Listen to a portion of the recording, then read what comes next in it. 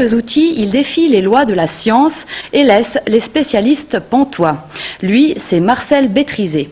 Installé à Sion, ce géotrouve-tout des temps modernes fait fonctionner des horloges avec des billes, des pompes à vide ou encore en utilisant la seule force mécanique de la lumière. Cette fois, c'est avec un modèle basé sur le principe du pendule de Foucault qu'il a remporté le premier prix en catégorie ingénieur au concours international d'art cinétique de Palm Beach aux États-Unis. Comment cela fonctionne-t-il? Jean-Étienne Alette a rendu visite à ce créateur d'un genre un peu particulier.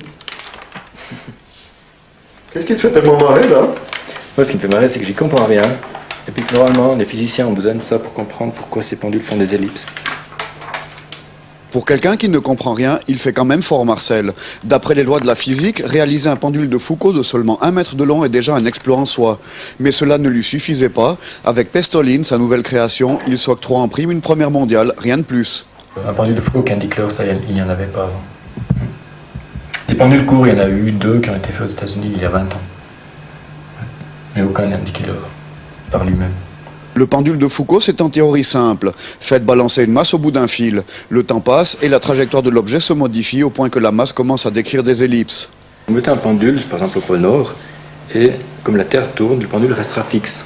Pendant les 24 heures, nous on aura l'impression qu'il fait un tour complet sur lui-même, alors que le pendule sera fixe par rapport aux étoiles. Il faut aussi préciser que le pendule tourne dans le sens horaire au nord de l'équateur et dans le sens anti-horaire au sud de l'équateur. Il ne tourne plus à l'équateur lui-même. Aussitôt dit, aussitôt fait. Marcel s'est jeté sur sa caisse à outils et a réalisé en 3 semaines le prototype. Sans compter les réglages qui ont demandé 2 mois de travail à plein temps. Mais au fait, comment ça marche tout ça? C'est simple. Il y a un aimant au fond du balancier. Et puis chaque fois que le pendule passe sur un électroaimant, il reçoit une impulsion qui le pousse dans le sens d'où il vient. Je suis obligé d'ajouter ici un anneau. En l'occurrence, c'est un rubis.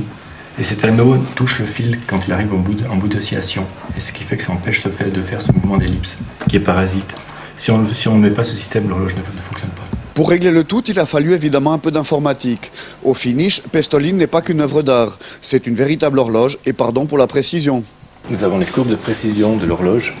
Nous voyons que sur 24 heures, au début, elle retarde, après elle accélère, jusqu'à 800 millionièmes de seconde par battement, et après elle retarde de nouveau. Et ça, c'est la signature de cette horloge. Ce qui fait que si on reporte sur plusieurs heures, par exemple 4 jours 4, sur 3 jours 8, ici, nous avons plusieurs pics. Chaque pic revient, c'est le temps que met le pendule pour faire le cercle complet. En 2002, Marcel avait déjà remporté le premier prix avec une horloge fonctionnant avec l'énergie des photons. Aujourd'hui, il travaille sur ce modèle à laser. Quel autre rêve fou peut-il donc encore traverser l'esprit de l'inventeur? Arrêtez de faire des horloges.